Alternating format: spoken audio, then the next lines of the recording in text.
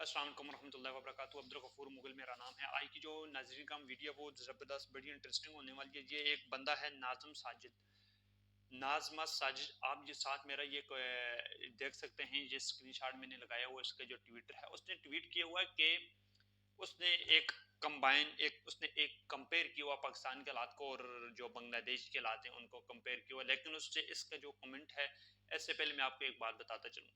बात यह कि हमारा जो पाकिस्तान है भाई, ये 1974 से लेके अभी तक नहीं बदला। ये बिल्कुल उन लोगों की ये बात 100% बल्कि 200% तक वो ठीक है।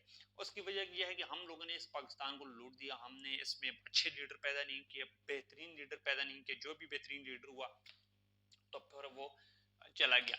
अब आप एक चीज देखें जुल्फकार अली भुट्टो, ये हम मानते हैं ये बहुत अहम लीडर, या हम पाकिस्तानी अवाम कहते हैं, क्या वो लोग भी कहते हैं, या क्या पाकिस्तान से बाहर के लोग भी कहते हैं जो बांग्लादेश के लोग हैं, अगर हम ये कह लीजिए, ये तो बड़े अफसोस से मुझे कहना पड़ रहा है कि ऐसा कुछ भी नहीं है।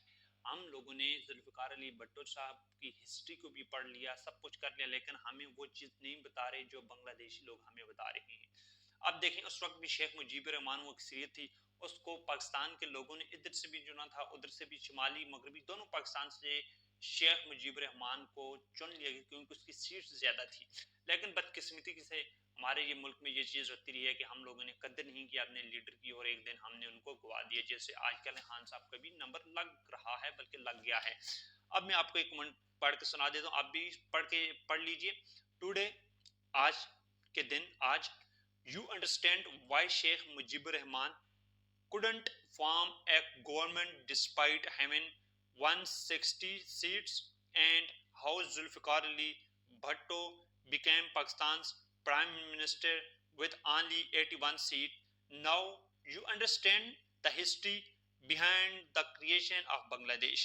वो कहता है कि अब आपको पाकिस्तानी, हमें पाकिस्तानी कौम को वो कह रहा है कि अब आप लोग समझ गए हैं कि किस वजह से हमने, जो शेख मुजीबर रहमान था, उसने क्या कि एक अलग मुल्क जो है उसने बनाने का, वो जो उसने बांग्लादेश को जो क्रिएट किया, वो इसी वजह से किया। उसने 160 सीट उसने ली थी, उसका हक बनता था कि वो जीते। लेकिन बस किस्मती की से जो 81 सीट वाला था वो जीत गया। अब आगे क्या कह रहा है जी, अब ये बड़ी हैरान कर देने वाली भाई साहब ये बात है उन लोगों की, हम सोच देख लें। हैरान कर देने वाली बात ये है कि फेब्रुवरी अब अच्छा, फ्रॉम 7 दिसंबर 1970, जिस दिन वो इलेक्शन थे उस दिन की बात कर रहा है, टू 8 फरवरी 2024, यानी कि जो हमारे जो इलेक्शन हुए इसकी बात कर रहा है। Nothing has changed in Pakistan.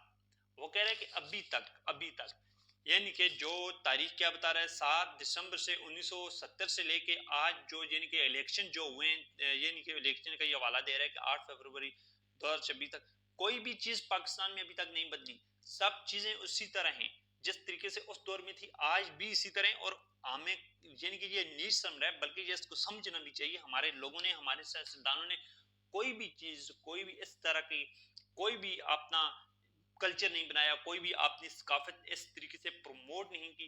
इन सब ने अंग्रेजों को, मेरे ख्याल में, वो कुत्ते जो ललाने वाली बात है वो कर दी है भाई साहब।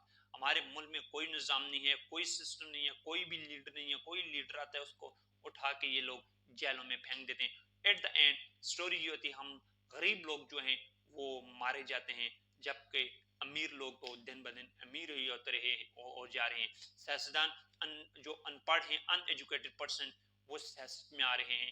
पढ़े लिखे लोग तबका नहीं आ रहा। मैं उम्मीद करता हूँ ये आपकी वीडियो आपको पसंद आई होगी और आपको सोचने में लाजमी मजबूर करेगी। थैंक यू सो मच, और चैनल को लाजमी सब्सक्राइब कीजिए। Thank you.